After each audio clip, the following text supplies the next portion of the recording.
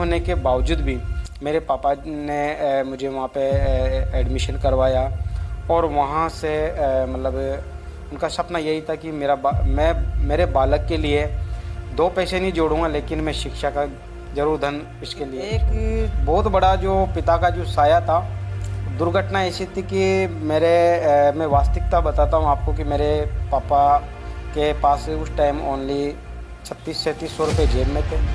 वही बहुत बड़ी रकम थी हमारे लिए, और मेरा एडमिशन, किताबें वगैरह वो सारा मैनेज करना था।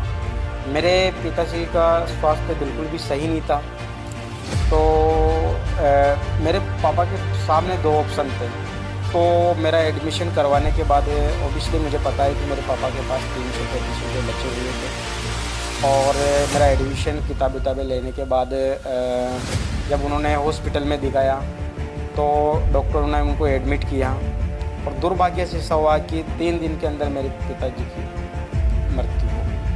और आर्थिक स्थिति ऐसी थी कि जब मेरे पिताजी एक्सपायर हुए थे उस टाइम मात्र हमारे पास 100-200 रुपये की राशि थी, और 12-13 किलो जो अनाज था।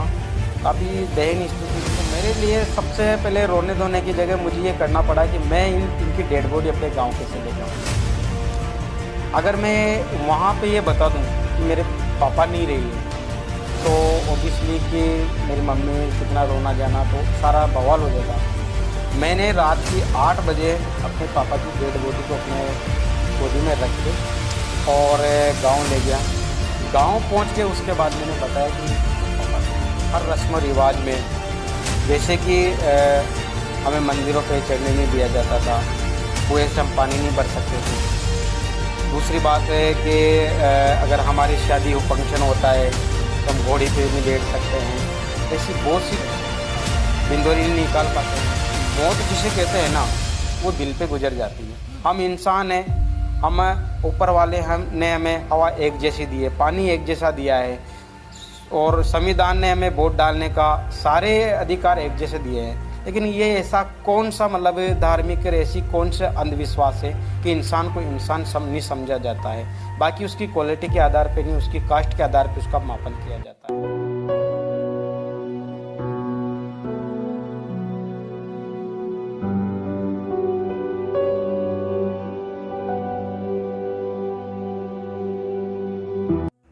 दृढ़ संकल्प से हासिल किया मुकाम। एक बेटे के आत्मविश्वास और दृढ़ संकल्प की कहानी वाकई काबिले तारीफ है। राजस्थान के झालावाड़ जिले के तहसील इकलेरा के एक छोटे से गांव अरनिया में पले बढ़े एक शख्स की यह यातनाओं भरी संघर्ष की कहानी जो आपको अंदर से रुला देगी। एक बेटा जिसके पिता का साया मात्र छोटी सी उम्र में उसके सर से हट गया, जिसने अपनी मां का सहारा बनने के लिए अपने पूरे परिवार की जिम्मेदारी अपने कंधों पर उठा ली। खुद पढ़ने की उम्र में जो निकल पड़ा था अन्य जरूरतमंदों को शिक्षा देने, जीवन में आने वाली हर यातनाओं को सहने के लिए। आर्थिक तंगी, छुआछूत, यहाँ तक कि मानसिक प्रताड़नाओं सहने के बावजूद जिसके हौसले थे बुलंद, राजस्थान के कोटा में अपनी अलग ही पहचान के रूप में उभर रहे मिस्टर DC दूलीचंद वर्मा के जीवन के संघर्षों की एक ऐसी कहानी जो आपको उनकी जगह रहकर सोचने को मजबूर कर देगी। आज महिला सशक्तिकरण को बढ़ावा देकर हजारों महिलाओं को रोजगार देकर उनकी प्रतिभा के लिए सम्मानित करने वाले, मंच देने वाले न्यू इंडियन डेवलपमेंट सोसाइटी के manager director mister Dulichand DC Verma की जिंदगी हमेशा से ऐसी नहीं थी। वो कहते हैं ना कि हर सफल व्यक्ति की सफलता के पीछे एक बहुत लंबी दर्द भरी कहानी होती है, वैसी ही DC वर्मा की भी रही। छोटी सी उम्र में पिता का साया सर से उठ गया। एक बच्चा जिसको पिता के साथ की जिस उम्र में सख्त जरूरत हो, उस उम्र में DC वर्मा के पिता उनके साथ इस दुनिया में नहीं रहे। माँ की आंखों में आंसू, खुद का अकेलापन, दुनिया के ताने, कैसा रहा होगा वह विवश क्षण शायद हम कल्पना भी नहीं कर सकते। उस दौरान आर्थिक तंगी के चलते मां को सहारा देने के लिए डीसी वर्मा निकल पड़े कांटों भरी सड़क पर अपनी मां को खुशियां देने। लेकिन मां ने भी अपने बेटे को समझा और पिता के डीसी सर को पलहा बढ़ाकर आगे बढ़ने के सपने को पूरा करने के लिए खुद भी बनी बेटे का आर्थिक सहारा। और आज के इस एपिसोड में हम आपके लिए लेकर आए हैं एक सफलतम शख्सियत की बायोग्राफिक शॉर्ट फिल्म, जिसमें हम आपको एक ऐसी शख्सियत से रूबरू करवाएंगे जो कि राजस्थान के झालावाड़ जिले के इकलीरा तहसील के एक छोटे से गांव अरनिया से निकलकर आज राजस्थान की एक बहुत बड़ी हस्ती बने हुए हैं, जो हमेशा महिला सशक्तिकरण के कार्यों में अव्वल रहते हैं।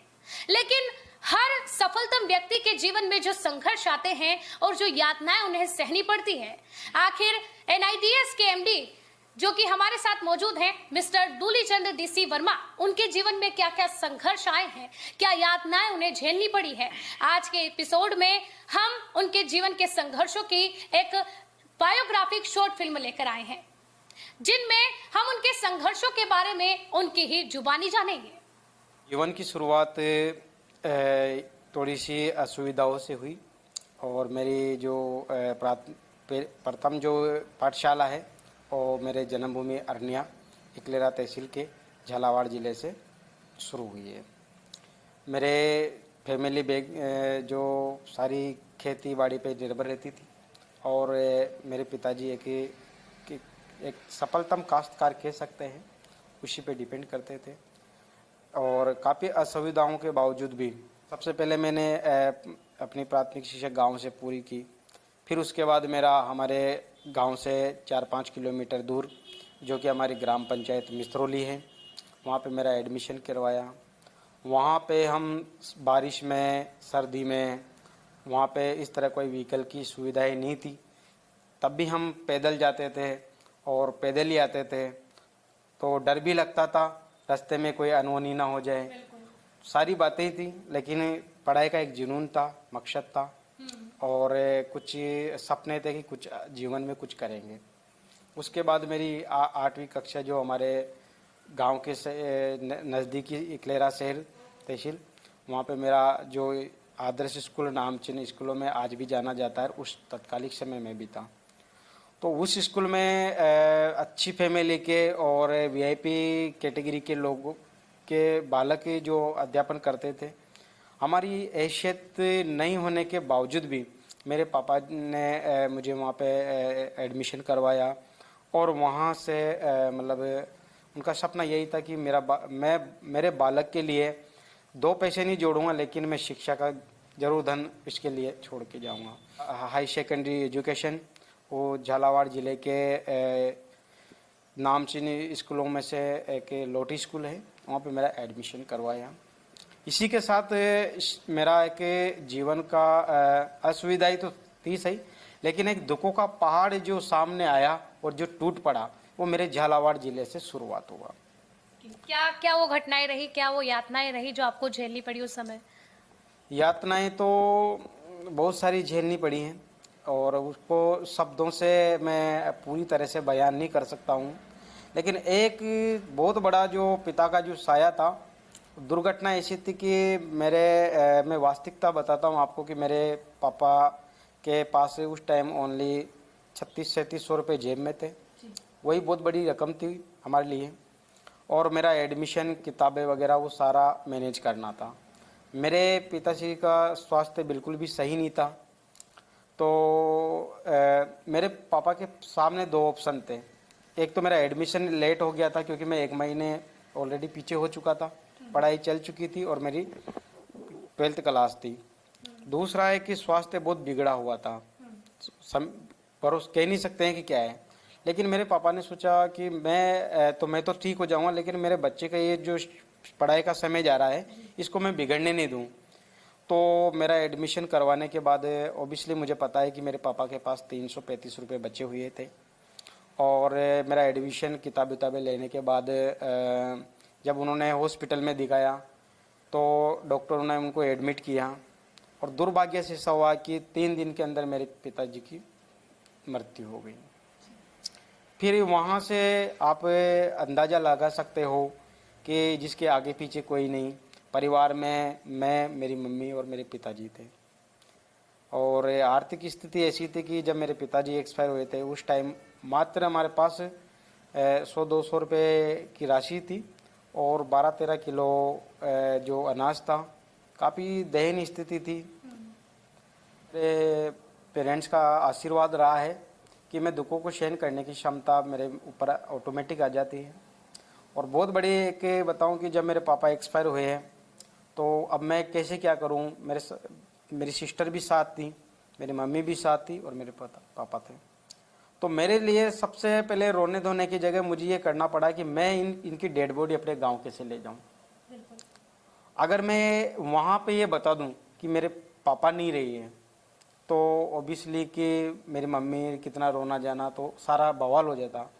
मैंने रात की 8 बजे अपने पापा की डेड बॉडी को अपने गोदी में रख के और गांव ले गया। गांव पहुंच के उसके बाद मैंने बताया कि अब पापा नहीं रहे। तो कितना वो दर्द कितना होगा, मैं अंदर से कितना टूटा होगा। और मैं तो यही चाहता हूं कि अगर कोई मेरा बुरा भी चाहता है तो मैं उसकी 7 पीढ़ी के लिए दुआ यही करता हूं कि उसको ऐसी मेरे जो मैंने मुसीबतें देखी वो उसके किसी मिलने वाले के भी नसीब में ऐसी दुखों का पार टूट पड़ा।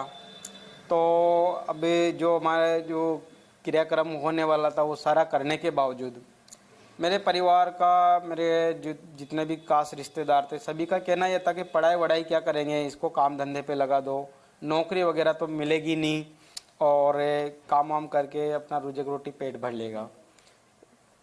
स्थिति बहुत ही नाजुक हो चुकी थी। थोड़ा सा मैं इमोशनल हो रहा हूँ।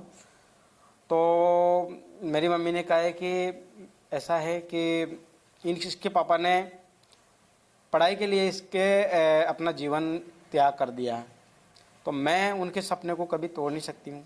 मैं खुद मजदूरी करूँगी लेकिन मेरे बेटे को मैं पढ़ाई तो पूरी करवाऊँगी जितनी मेरी क्षमता है। तो हमने हमारे परिवार की किसी की भी नहीं सुनी। सभी ने कहा आप नए जगह पे जा रहे हो। फिर हमने डिसाइड कर लिया कि हम गांव छोड़ के और हम झालावाड़ शिफ्ट हो गए।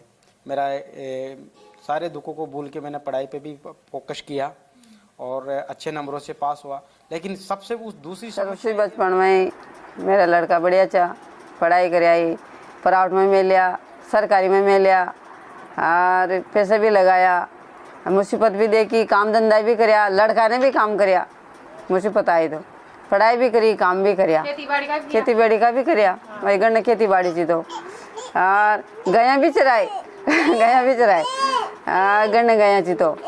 और फिर पापा मर गया जी, फिर वो पूरी मुसीबत आ गई जी, फिर पूरी जिम्मेवारी ले ली है ना। 12 महीना भी न है जी, पहले शादी कर दी तो शादी के ऊपर तो फिर और ज़्यादा जिम्मेदारी आ जाओ है ना। हमारे इसका पापा मरिया तो मैंने इसका पापा मरता सा ना जाना, कैसी भी टेंशन ना आबादी मेरा। हाँ ये कोई मुसीबत ना ही मारे चाटो भी बोला काई भी मुसीबत आई होगी नहीं झेली होगी। मैं तो यूँ कर भाई दुकान पर यूँ भाई चीज लेवा भी ना कना सक सब चीज़ करना ही मतलब कैसे भी लाओ यही लाओ और मस्त तो काई भी ना कह सके न मस्त काई मांग सके। ये पिता के जाने के दुख को भुलाने के लिए परिवार के कहने पर शादी रचाई, परिवार बढ़ाया, लेकिन साथ साथ जिम्मेदारियां भी बढ़ती गई। पत्नी मां साथ और महंगे शहर का कहर देख गांव लौटे। पेट भरने के लिए जो हो सका मेहनत लगन से किया, गाय भी चराई, खेती भी संभाली, लेकिन बेरहम दुनिया ने हीन भावना छुआछूत के चलते निम्न स्तर का समझकर नकार दिया। ऊपर से आर्थिक तंगी से जूझता परिवार कैसे हो गुजार। मुश्किलें आती गई लेकिन जिम्मेदारियां और अपनी जिंदगी के ख्याल ने मुश्किलों के आगे झुकने नहीं दिया। फिर से मन मिठाना और पढ़ाई करने के साथ साथ प्राइवेट स्कूल में पढ़ाकर बैंक में नौकरी कर परिवार को संभाला, लेकिन जालिम दुनिया ने फिर भी साथ देना ना समझा। एक मजबूर की मजबूरी का फायदा उठाकर सामाजिक हीन भावनाओं, ऊंच नीच के चलते फिर कई यातनाएं सही। लेकिन इस बार डीसी वर्मा जी के जीवन का सबसे बड़ा संकट था, क्योंकि मां, पत्नी और बच्चों की देखरेख अच्छे से करना चाहते थे। पिता के जाने के बाद माँ को संसार की हर खुशी देना चाहते थे। इसीलिए निकल पड़े नई मंजिल, नए रास्ते की ओर, अपनी एक नहीं बल्कि हजारों माँ तथा बहनों को सक्षम बनाने, अपनी माँ के चेहरे पर वह खुशी लाने और अपनी माँ समान अन्य महिलाओं को सहारा देने। लेकिन यह भी कहाँ आसान था। आर्थिक तंगी, जेब खाली थी, पीछे परिवार, पापा, पति, बेटे की आस लगाए था। लेकिन डीसी वर्मा के सपने बड़े थे। अब पीछे नहीं, सिर्फ परिवार को लेकर आगे बढ़ना था। जिन्होंने बुरे वक्त में अकेला छोड़ दिया था, यातनाएं दी थी, उन्हें कुछ करके दिखाना था। इस ऊंच नीच के भाव को समाज से हटाना था। बस फिर क्या था, निकल पड़े अपने परिवार को लेकर भारत की सबसे डेवलप सिटी कोटा में, जहां अपनी पहचान, अपना नाम कमाना अपने आप में बहुत बड़ा काम है। आंखों में जुनून, दिल में जज्बा लिए कोटा में हर छोटे से लेकर बड़ा काम कर रोजगार करना शुरू किया। पैसा आना शुरू हुआ, परिवार को संभालते रहे और सपनों को उड़ान देते रहे। फिर उसके बाद लगभग मेरी 2008 के मतलब 12 अप्रैल 2008 में मेरी शादी हो गई, है ना। और उस शादी के पीछे कारण ये था कि मैं नहीं चाहता था कि मेरी शादी हो, क्योंकि मुझे अपना कैरियर सेटल करना था।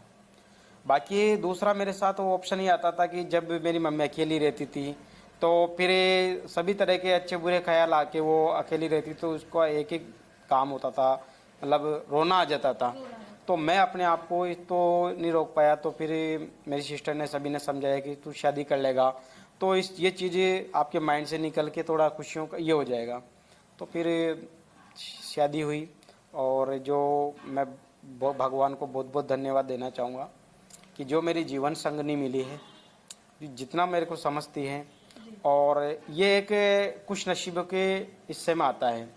तो बेसिकली कि मेरी हर बात को, मेरी हर स्थिति को समझ के और हमने अच्छे को बुरे को सारे मोमेंट देखे हैं। तो ये मेरे लिए बहुत बड़ी बात है कि मुझे एक समझने वाली मेरी अर्धांगिनी मिली है।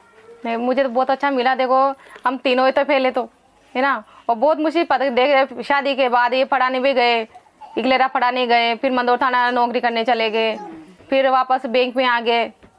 ऐसे धीरे धीरे करके मुझे तो बहुत अच्छा रखा। देखो बहुत मुसीबत देख देख के यहाँ तक आए थे। मुझे 1% भी शक नहीं है उन्हों पे, बिल्कुल भी शक नहीं है। यहाँ तो एक महिला नहीं, डीसी सर को बहुत सारी महिलाएं, हजारों महिलाएं हजारों को साथ लेकर के चल रहे हैं। हाँ। और जरूरी भी है, जरूरी क्योंकि एक तरीके से महिलाओं को आगे बढ़ाने का कार्य, बढ़ाने का काम कहीं आप उन्हों से करेंगे ये, जब भी जाके अरे एक दूसरे से बात करेंगे, जब भी जाके महिला आगे बढ़ेगी। धन्यवाद बोलती मैं। शादी करने हाँ, के लिए शादी करने के लिए भी, है ना, और अच्छे पति भी है और बढ़िया काम संभाल रहे हैं, हमारा बहुत ख्याल रखते हैं। मुझे बहुत अच्छा लग रहा है। और अभी मैं 4th क्लास में हूँ, तब भी मेरे पापा मुझे 8th क्लास की पढ़ाई करवाते हैं। तो मुझे बहुत खुशी है, मेरे पापा काम कर रहे हैं। मेरे पापा चाहते हैं कि मैं आगे जाके मेरे पापा की तरह काम करूँगा, मैं बहुत बड़ा सक्सेसफुल आदमी बनूँगा। और ये मेरे माँ बाप का सपना है। मेरे पापा वो काम करते हैं, हमें वो सिखाते हैं जो हम बहुत बड़े आदमी बने। और मेरे पापा चाहते हैं कि मैं बहुत आगे जाऊँगा, बहुत। अब मेरे पापा, अभी हमारी बहुत परेशानियाँ आई, लेकिन मेरे पापा ने सबका मतलब ठुकराया। और क्या हुआ? क्यों रो रहा है बेटा? हैं? क्यों रोया तू? क्यों रोया? कुछ याद आ गया? देखा जाए, लेकिन अगर और समस्याओं की बात करें, जैसे जातिवाद हुआ, एक तरीके से छुआछूत की जो प्रथाएं होती हैं, आप जिस एरिया से आए हैं तो वहाँ पर एक्चुअल में अगर देखा जाए तो गांव के एरिया में बहुत ज़्यादा मानते हैं इस चीज़ को, स्पर्शता और जो छुआछूत वाली जो प्रथाएं होती है उसको। तो क्या आपको भी ये सब झेलनी पड़ी? आपने ये बहुत मार्मिक क्वेश्चन कर दिया है। और आज़ाद हिंद में आज भी जहाँ तक मैं समझता हूँ, अगर वास्तविकता के भी देखा जाए तो 70% आज भी हम दलित समाज के लोगों को यही यातना ग्रामीण क्षेत्र में देखना पड़ता है। बचपन से लेके हर रस्म रिवाज में, जैसे कि हमें मंदिरों पे चढ़ने नहीं दिया जाता था, कुएं से हम पानी नहीं भर सकते थे। दूसरी बात है कि अगर हमारी शादी हो, फंक्शन होता है तो हम घोड़ी पे नहीं बैठ सकते हैं। ऐसी बहुत सी बिंदोरी नहीं निकाल पाते हैं। ग्रामीण क्षेत्र में यदि अगर कोई खाना वगैरह होता है तो बेसिकली हमारे समाज के लोगों को अधिकांश अलग अलग बिठाया जाता है। तो ये एक मौत जिसे कहते हैं ना, वो दिल पे गुजर जाती है। हम इंसान हैं, हम ऊपर वाले ने हमें हवा एक जैसी दी है, पानी एक जैसा दिया है, और संविधान ने हमें वोट डालने का सारे अधिकार एक जैसे दिए हैं। लेकिन ये ऐसा कौन सा मतलब धार्मिक ऐसी कौन सा अंधविश्वास है कि इंसान को इंसान नहीं समझा जाता है, बाकी उसकी क्वालिटी के आधार पे नहीं, उसकी कास्ट के आधार पे उसका मापन किया जाता है। तो ये तो बहुत ही हुआ है, और एक सहन करने की आदत सी हो जाती है ऑटोमेटिकली। हमारी जनरेशन सहयोग भी मिला है और असहयोग भी मिला है। रामायण में एक बहुत बड़ी कहावत है कि कहत विभीषण सुन हनुमंता, बिना हरि कृपा मिले ना संता। तो अच्छे लोगों से भी मेरा मुताबिक हुआ हूँ, और जिन्होंने मेरी स्थिति को जाना तो उन्होंने यही कहा कि बेटा तू आगे पढ़ाई भी जारी रख, ये भी कर। और कुछ दुविधाएं भी आई है जीवन में, जिससे मैं ऐसा लगता था कि यार मैंने ऐसा क्या किया कि मुझे जिन उम्र में बच्चों की खेलने कूदने की उम्र होती है वहाँ पे मुझे ज़िंदगी के तजुर्बे हो रहे हैं। रोता था कभी बैठ के कि ऐसा क्या किया कि तूने बहुत बड़ा हाथ, गलत शौक नहीं है, गलत संगति नहीं है, फिर भी हर जगह पे मतलब पीछे रह के और अपने आप को ना पड़ रहा है। तो बुरे मोड़ तो बहुत सारे आए हैं, और लेकिन यही है कि उन बुरे मोड़ में भी एक उम्मीद की किरणें सामने रहे कि मैं कुछ कर सकता हूँ और मुझे कुछ करके दिखाना है। NIDS के जो MD हैं मिस्टर दूली चंद DC वर्मा, उनके पेरेंट्स का भी बिल्कुल उसमें सहयोग रहा है उनके जीवन को यहाँ तक पहुँचाने के लिए, और एक अकेले रह कर के भी अकेलेपन का महसूस ना होने दिया उनकी माँ ने, और किस प्रकार से पूरा स्ट्रगल उनकी लाइफ का रहा उन्होंने इस इंटरव्यू में और हमारे इस चैनल पर इंटरव्यू के माध्यम से आप सभी को बताया है। तो ये थे हमारे साथ NIDS के MD मिस्टर दूली चंद DC वर्मा, जिनकी बायोग्राफिक फिल्म के जरिए हमने उनके स्ट्रगल, उनकी लाइफ, उनके जीवन की यातनाओं को आपके सामने प्रस्तुत किया है। कोटा आने के मात्र 1 साल बाद ही शुरू की NIDS की पहल, जिसने एक नहीं बल्कि हजारों महिलाओं के सपनों को उड़ान दी, घर बैठे रोजगार दिया और सक्षम बनाया, और न केवल महिलाओं को आगे बढ़ने का प्लेटफॉर्म दिया बल्कि उन्हें अपनी बहन, माँ, बेटी होने का दर्जा दिया। एक छोटे से गांव अरनिया से निकले मिस्टर DC वर्मा ने आज कोटा में अपने कार्यों के लिए लाखों दिलों में अपनी अलग ही छाप छोड़ी है, और आज राजस्थान की उसी कोटा की धरती पर उन्होंने पूरे विश्व में प्रसिद्ध रामानंद सागर की रामायण में माता सीता का रोल निभाने वाली मिस दीपिका चिखलिया का स्वागत सम्मान किया है, जो कि कोटा की शान में सबसे अमूल्य क्षण के रूप में इतिहास में याद किया जाएगा। इस पुनीत कार्य के लिए कोटि कोटि धन्यवाद मिस्टर DC वर्मा जी।